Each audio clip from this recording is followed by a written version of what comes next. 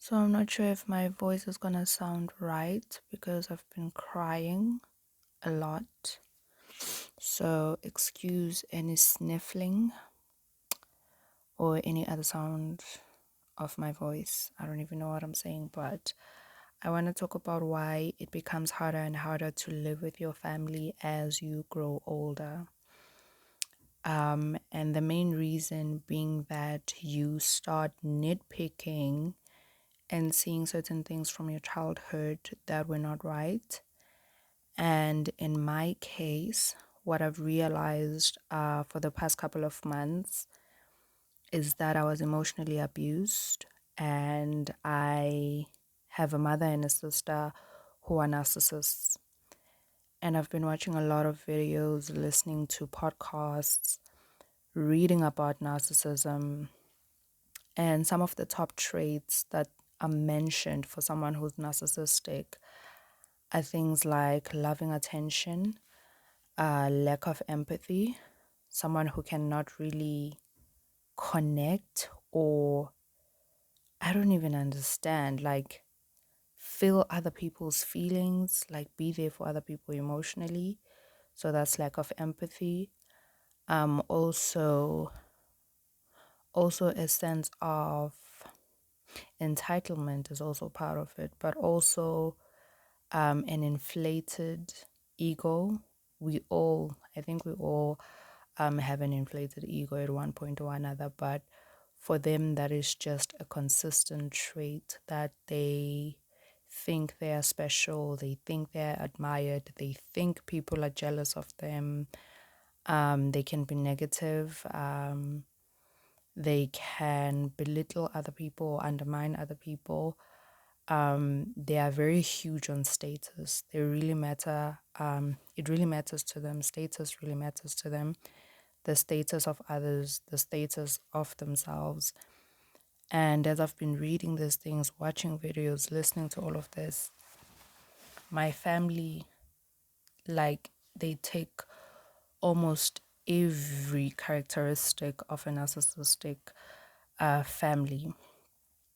And it has been a rough couple of months because it is like for the first time my eyes are open, and I am 27 years old and I currently live with my family. And it has become increasingly hard for me to live with my family because after the discovery, which I'm still just in the midst of, I haven't healed, and it just seems like it's going to take forever for me to heal because this is still all brand new. Even last year, 2021, if anyone would have asked me anything about my family, I would have just said, we are this loving family, we love each other, we are always there for each other. But it's like a veil has been lifted, a blindfold has been lifted off my eyes, and it all feels like a lie to me now that I actually just had a different perception of how we were towards each other or how they were towards me. I mean, I always knew, but I think I never, maybe I just wanted to continue to live in this illusion of just having a loving family. I never wanted to really take note of it. And if you think you might have been emotionally abused or might have had or have a narcissistic family, you probably do. Because it took me forever to realize that. And I thank God in as much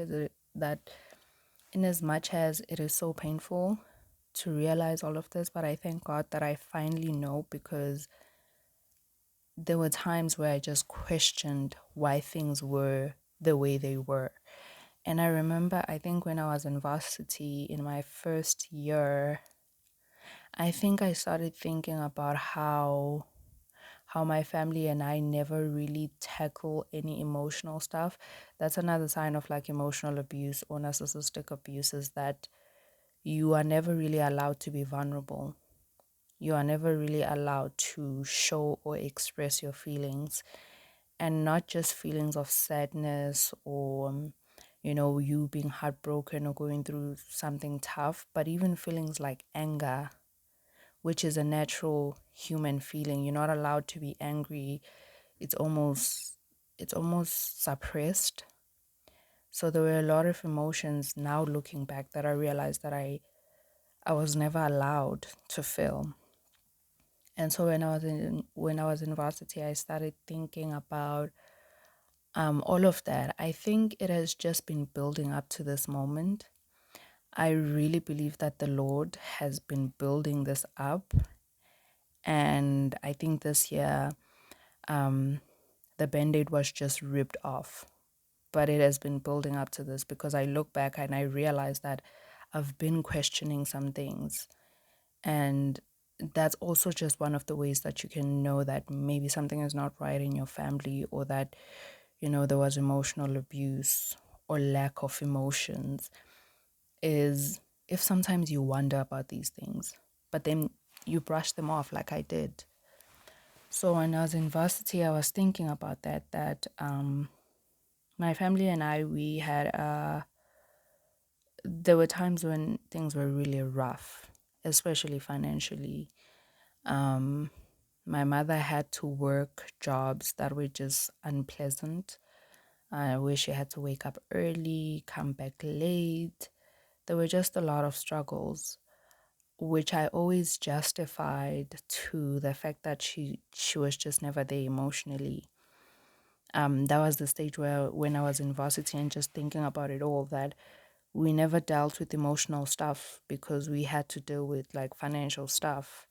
There was no time for me to be a child and cry to my mother and feel all the feelings and be vulnerable, because she would come back from work tired. She would go to work early.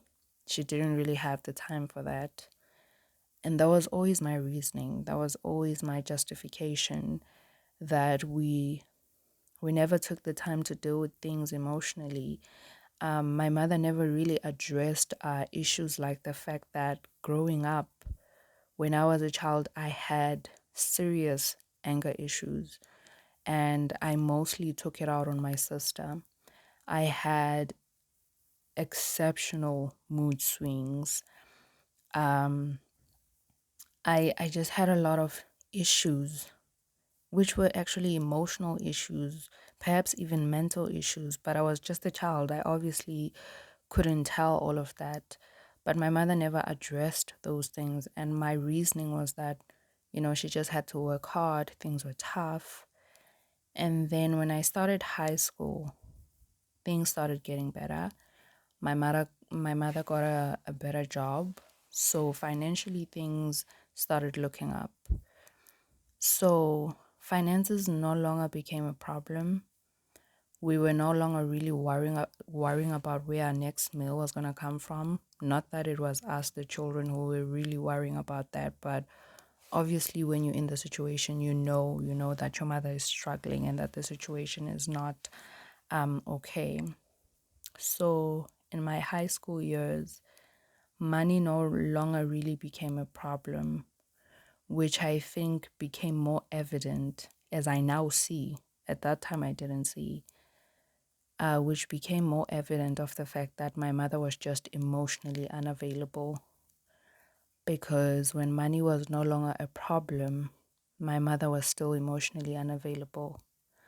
When she had a decent job with reasonable working hours, my mother was still not emotionally available. My mother would still not address emotional issues.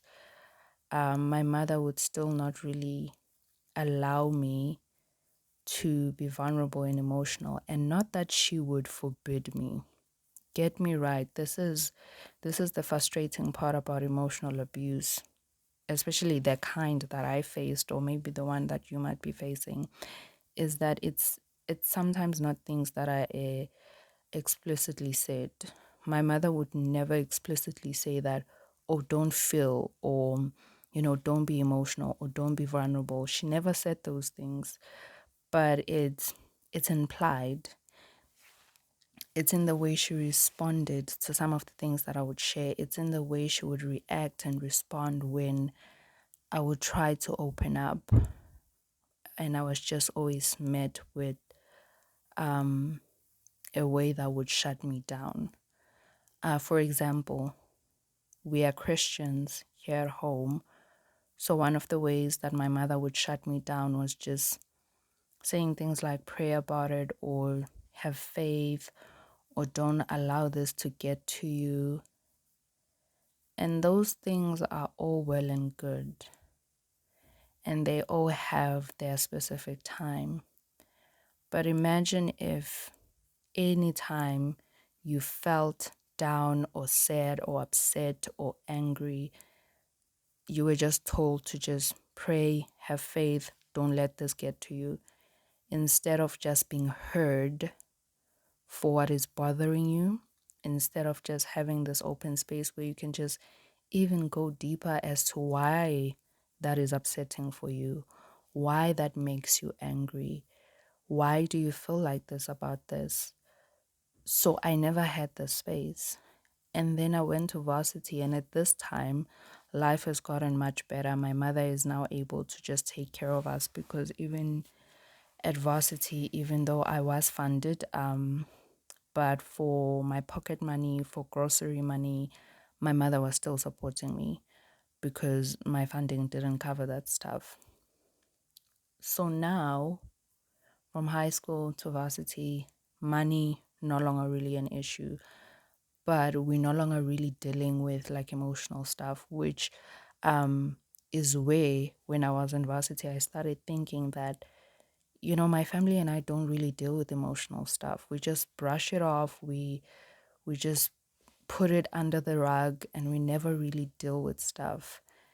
And in my varsity years, it really just started building up in me.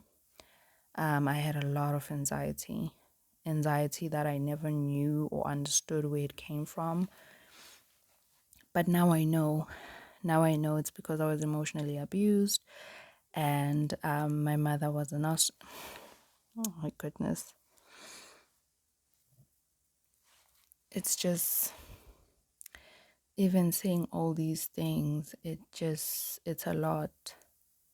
It's a lot. When I speak about emotional abuse, it's not just her shutting my emotions down, and this is her including my sister. It's the belittling. I would be belittled. I would be bullied, especially from my sister. My sister was like the major bully. I remember even last year I cracked.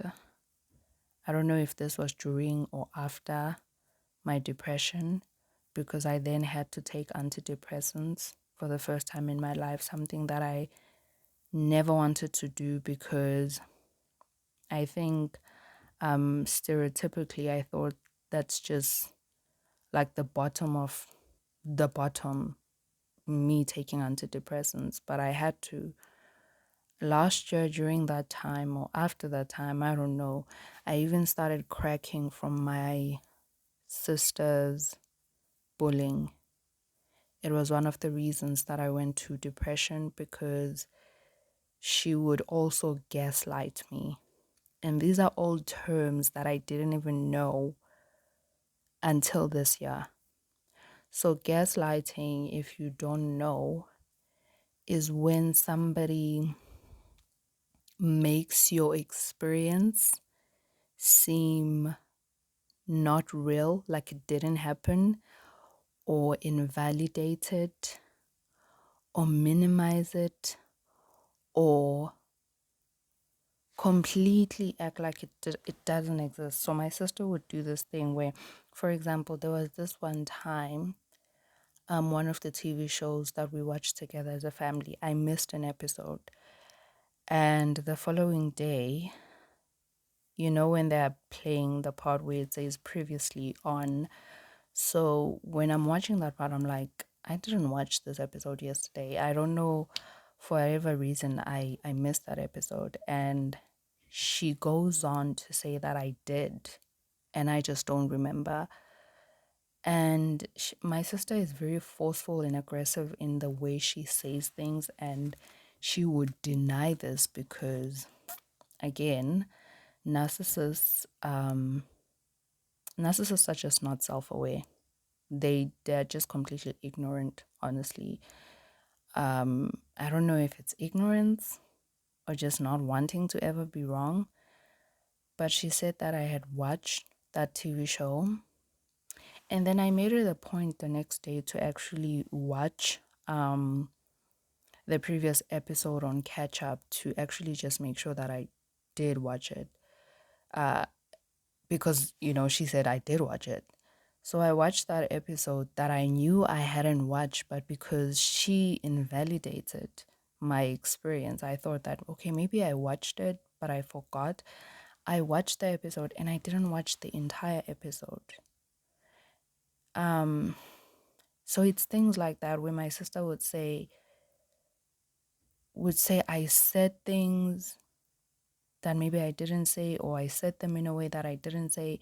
She would just always confuse my reality, and she would always deny my reality. Until this day, I'm not sure whether she does it intentionally or did it intentionally. But with the whole TV show episode thing, I addressed that one. I did let her know. And at that time, I was going through counseling, which was the first time where I heard that gaslighting is actually a form of emotional abuse, because I didn't know that.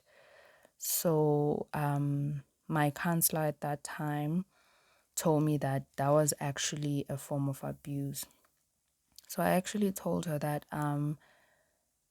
I didn't appreciate the fact that when I said I didn't watch that episode, she actually persisted and insisted that I had actually watched that, instead of believing my reality. She actually diminished or invalidated my reality.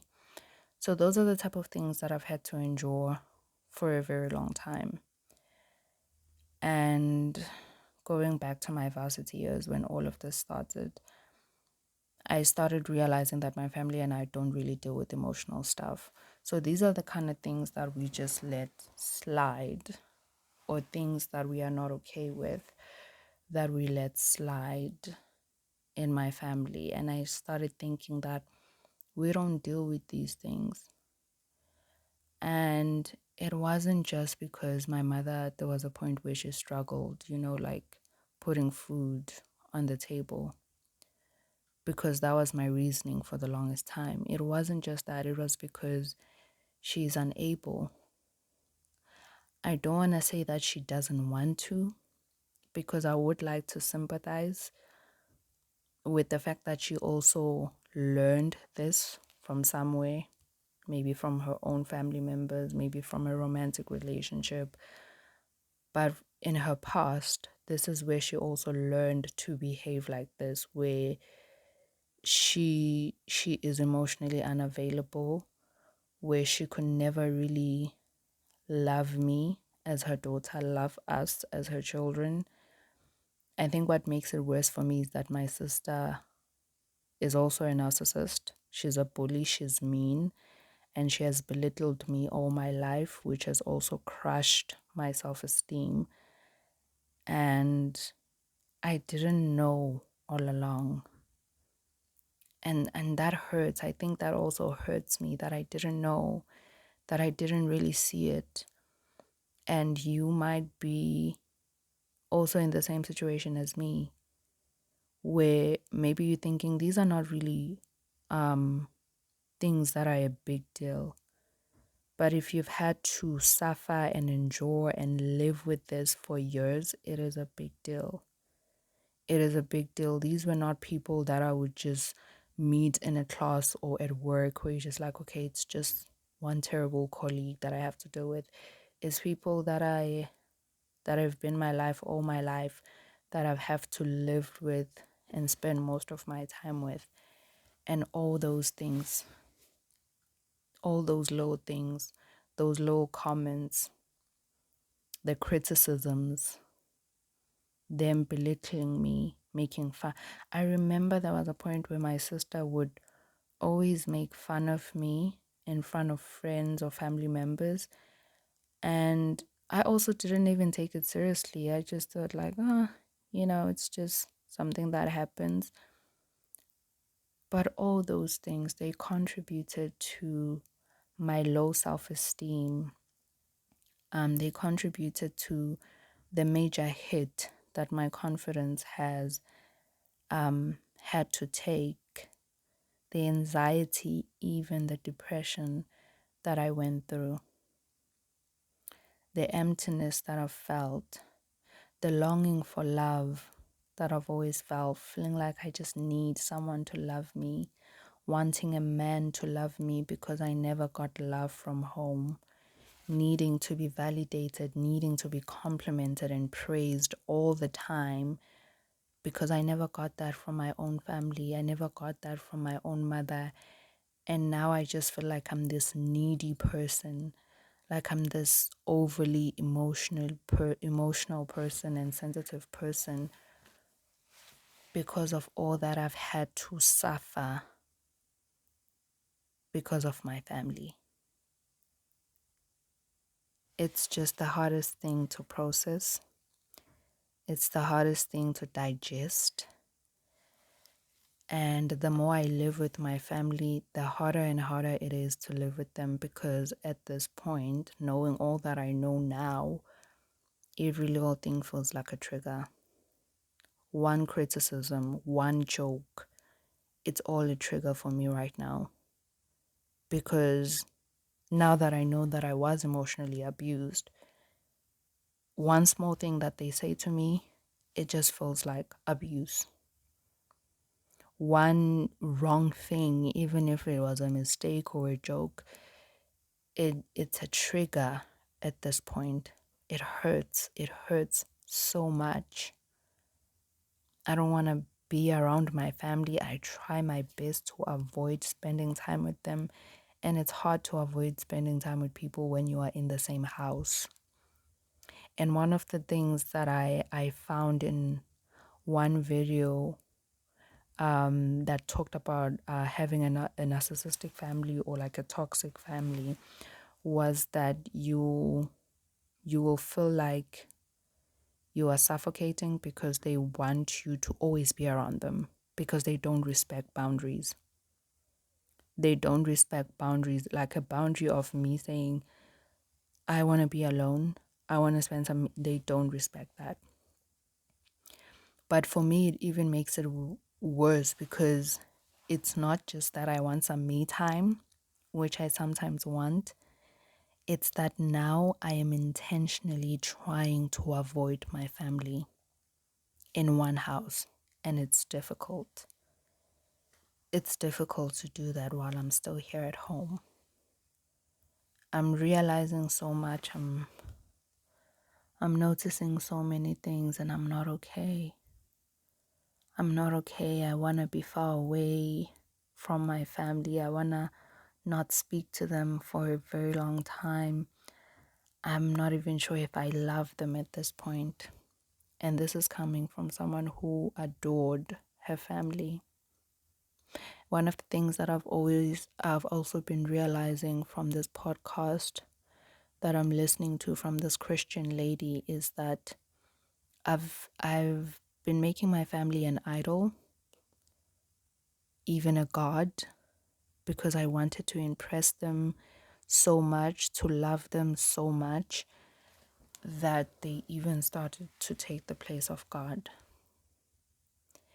Things are so hard emotionally for me right now that I don't even feel comfortable praying around my family, because I am trying my absolute best to not show any emotion around them, because firstly, they will use that as a weapon against me, but also secondly, because they can never sympathize with me. So even when praying during prayer time with my family, I'm trying to hold back my tears.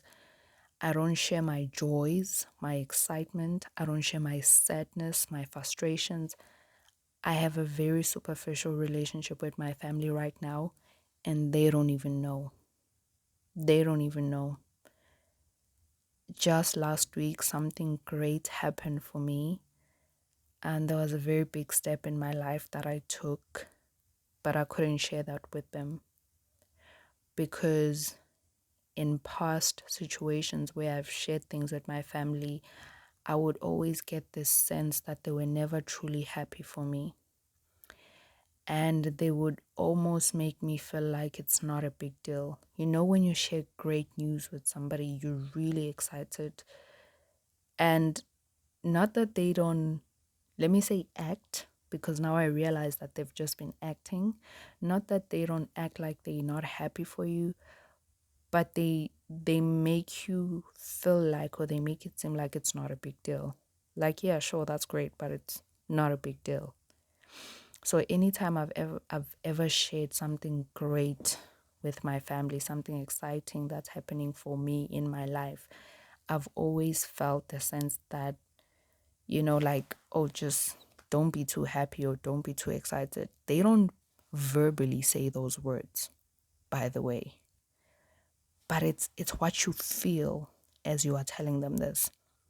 The words that might be coming out of their mouth might be congratulations or this is great, but what you are feeling doesn't correlate, doesn't correspond to what they're saying.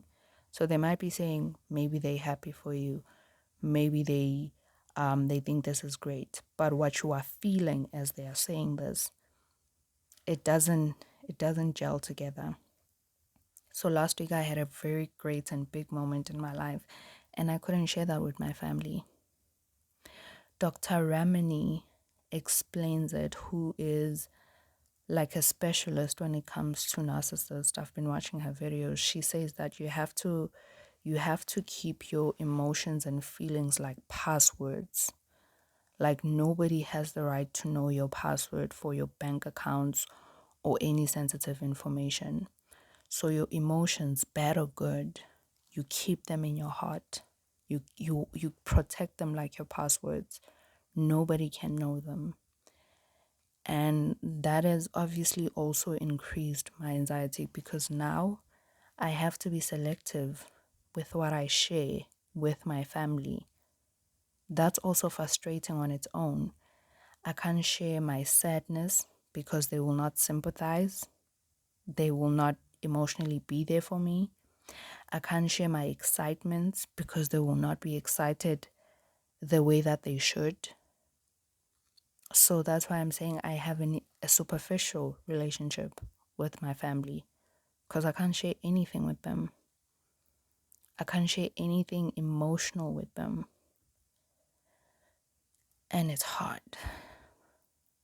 It's hard because I don't want to be the fool that I've been for all these years and continue sharing my joys, because whenever they would not really be excited for me, it took away from my joy, because then I would also maybe think like, maybe it's not a big deal. So maybe I shouldn't be as excited, or maybe something is going to go wrong.